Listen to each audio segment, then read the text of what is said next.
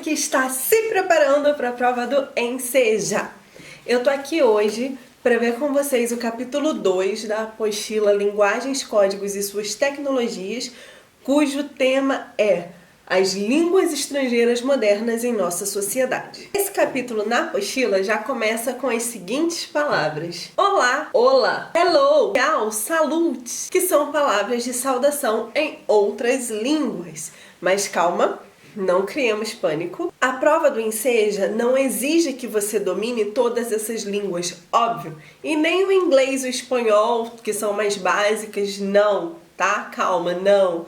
Ela apenas exige que você consiga ver um texto e identificar sobre o que ele está tratando. Mesmo que esteja em outra língua, existem algumas palavras-chave, existem questão de figuras, que também é um tipo de linguagem, né? Como nós vimos no capítulo 1, e elas te auxiliam a identificar e detectar sobre o que o texto está falando. E por que ela exige isso? A justificativa da apostila é que nós vivemos em uma sociedade plurilingüe. E o que é isso? O que esse palavrão aí significa? Plurilingüe significa justamente que é composta por várias línguas. Então a gente, embora utilize o português como a língua padrão, a gente acaba utilizando algumas outras expressões em outras línguas para dar continuidade às nossas palavras, para facilitar o entendimento ou até mesmo para ficar um pouco meio que na moda, sabe? Então, é necessário que a gente consiga identificar, desde a globalização, quando houve essa mistureba aí de comércio entre países e tudo mais, né? Houve essa fortificação das relações comerciais entre países. Então, é muito comum, por exemplo, um produto que a gente consome aqui é consumido também em outro lugar, é produzido em outro lugar. Então, vem de lá para cá, por exemplo, sei lá, com manual de instruções em outra língua, ou de repente com uma lista de ingredientes em outra língua. Então, justamente por isso, o Enseja sugere que nós consigamos olhar um texto e saber identificá-lo. Não é difícil, eu tenho certeza que você vai conseguir.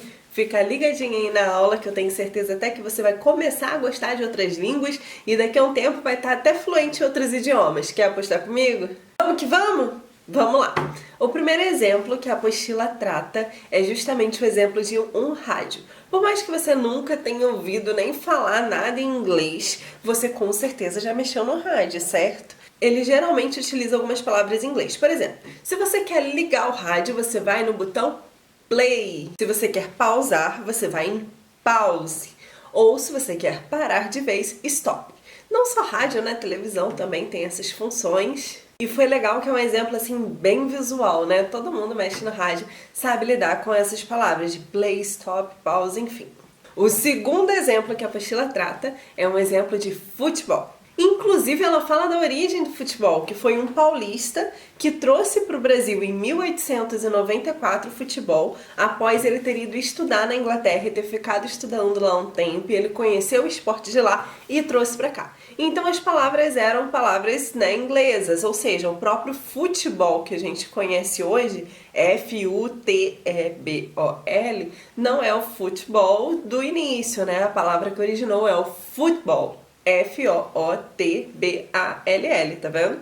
É uma palavra de origem inglesa. Outras palavras também no futebol, como por exemplo team, que a gente conhece como time, como goal, que é o nosso gol, dribble, penalty, são palavras que nós usamos no português, né? Foram até aportuguesadas, escritas de uma forma diferente, sob uma outra grafia mais voltada para o português, mas que tem origens em palavras estrangeiras, nesse caso inglesas. E logo após esse exemplo do futebol, a apostila também trata de outros esportes que utilizam palavras estrangeiras também e pede para você tentar identificar quais esportes são esses. Vamos tentar comigo?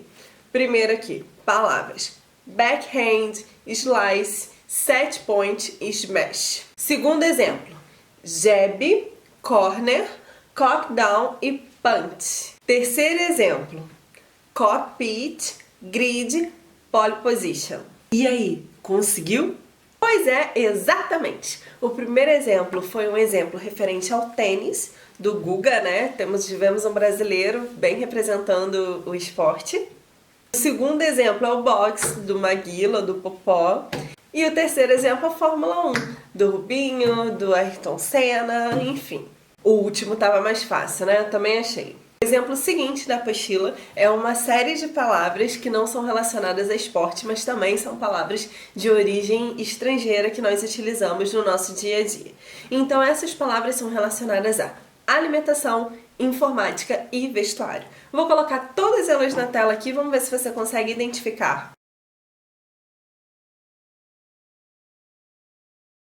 Tranquilo, né? E aí ela traz mais 3 exemplos de palavras estrangeiras que se tornaram portuguesas, da língua portuguesa, e que a gente nem sabe que veio de fora, são palavras comuns do nosso dia a dia, como por exemplo serenata, como ressaca e como bombom. E logo depois disso ela traz um texto que eu achei super interessante, vou colocar aqui na tela agora para você acompanhar comigo.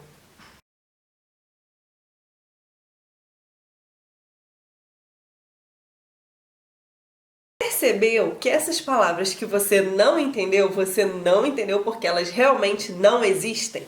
Mas, apesar de você não conhecer a palavra porque ela não existe, você entendeu perfeitamente do que o texto trata. Você sabe que se trata de uma propaganda de turismo. Mas você entendeu as palavras? Não entendeu, porque não tinha como entender. Mas você entendeu o anúncio. É mais ou menos isso que ela quer trabalhar com a gente. Exatamente isso, na verdade. O que é que eles querem falar pra gente? Que você não precisa conhecer todas as palavras para entender do que se trata. E aí ela diz que você pode ler italiano, espanhol, francês, inglês, japonês, chinês. Japonês, chinês não, né, gente? Pelo amor de Deus, né? Não dá pra entender nem a letra, então que demais, né? Que dirá as palavras. Mas as outras línguas dá pra entender, né, gente? Até que dá. Quer ver só? Faz esse exercício aqui comigo. Nós temos 3 textos, um em italiano, um em francês e um em inglês. Vamos identificar qual é qual? Um deles é uma receita mesmo, de cozinha. A outra é um manual de alguma peça, de alguma coisa assim. E o outro texto é ensinando a mexer no rádio. Vou colocar aqui agora os 3 textos.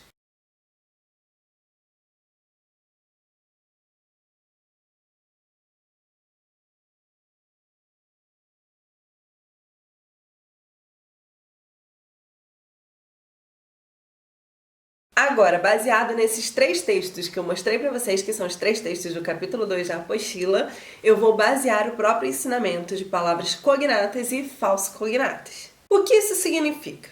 Primeiro, palavras cognatas. Identifica em algum desses textos anteriores a palavra aqua. A palavra aqua é uma palavra que veio do latim e aqui no nosso português é a nossa palavra água. Repare que há essa semelhança assim bem próxima de aqua com água. Ou seja, mesmo que você não soubesse dessa informação que eu passei agora, que aqua vem do latim e tal e significa água, você só de ouvir aqua, você provavelmente já iria relacionar com a palavra água, correto? Portanto, essa é uma palavra cognata, que são palavras parecidas que nós ouvimos e temos a impressão de que é uma determinada palavra e ela realmente significa essa mesma palavra na sua língua. E existem também palavras que são cognatas falsas, ou seja, parece que são cognatas, mas não são. Como exemplo, repare só, volta um pouquinho o vídeo, se você consegue ver naqueles textos que eu passei para vocês, a palavra burro. Achou? Pois é, o burro está no meio da receita. Como assim o burro está lá no meio da receita? Porque a palavra a que burro está se referindo naquela língua, na verdade, na língua portuguesa, é a palavra manteiga. Tem a ver burro com manteiga? Não, tem nada a ver uma coisa com a outra. Por isso é uma palavra falsa cognata, porque quando a gente vê a palavra burro, a gente acha que é o burro do Brasil, né? O animal. Mas não, na verdade é uma coisa que não tem nada a ver com isso. Veja só esse texto.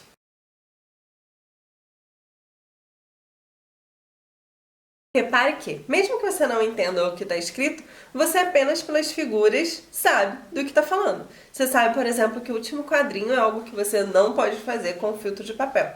Assim como você sabe mais ou menos o que você tem que fazer por causa dos quadrinhos anteriores. Por quê? Porque a linguagem visual também é utilizada para fins de informação. A seguir tem o seguinte exemplo. Diz que você é vendedor de alguma coisa e você não está com o catálogo em português, só com o catálogo em inglês. E aí você precisa saber quais são os produtos que você está vendendo pelo catálogo. E então essa é a foto do catálogo.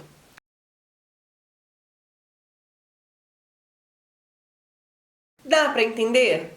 Claro que dá para entender. O desenho facilita nisso, né? Agora, um ponto até que a apostila chama atenção, que eu acho legal falar com vocês, porque pode ser que cada prova que seja, é o seguinte: o perfume. O perfume tem tanto masculino quanto feminino. E como que você vai saber qual é masculino, qual é feminino, se você não conhece a palavra? Palavra man, palavra woman. Man é o homem e woman, mulher. Lembra daquele filme, Uma Linda Mulher, com Richard Gere? Como que é o nome dele em inglês, que todo mundo falava, que estava na moda na época, isso? Pretty Woman. E como que é a musiquinha? Lembra? Pretty Woman, na na na na na, Pretty Woman. Eu sou péssima, tá? Então deleta isso. É só pra você entender que o woman é mulher. Nesse caso é importante você saber a diferença entre woman e man. Pensa comigo em algumas palavras que se utilizam na língua original, na língua inglesa mesmo, só porque é chique, só porque é bonito, sei lá. Vamos pensar que você chega numa loja, assim, que ao invés de estar escrito liquidação, está escrito sale. Ou então você liga para uma pizzaria e fala assim: tem serviço de entrega? Aí vão te falar assim: o serviço de delivery está inoperante, por exemplo. Por que usar delivery ao invés de entrega? Sei lá. Porque o pessoal acha mais bonito, mais chique. Vai saber, né? Agora, já no finalzinho, a apostila gosta de brincar com um conceito que é sopa de legumes ou salada de legumes, que é justamente essa mistura de culturas. Por exemplo, vamos supor que você tome uma sopa de legumes. Então você vai, cozinha os legumes todos e tal, bate no liquidificador e aí depois, né, faz lá o que tem que fazer, coloca no prato para você comer. Você tá comendo ali a sua sopa, você até vai sentir assim o sabor dos legumes que estão ali dentro, certo? Mas tá tudo misturado. Então você não sabe muito bem assim o que é o que, por exemplo. E a salada de legumes não, você tem os mesmos legumes cozidos, porém cortadinhos, então você sabe exatamente o que é o que e de onde veio o que, né? Assim, por exemplo. Esse exemplo que eles trazem na apostila é justamente para isso, como se fosse, por exemplo, os legumes, as culturas de determinados países. Então você tem a opção de ser uma sopa de legumes, quando você mistura todas as culturas e vira uma coisa só, ou então quando você consegue identificar exatamente o que vem de onde, por exemplo. E para isso ele trouxe 2 textos. Acompanha comigo.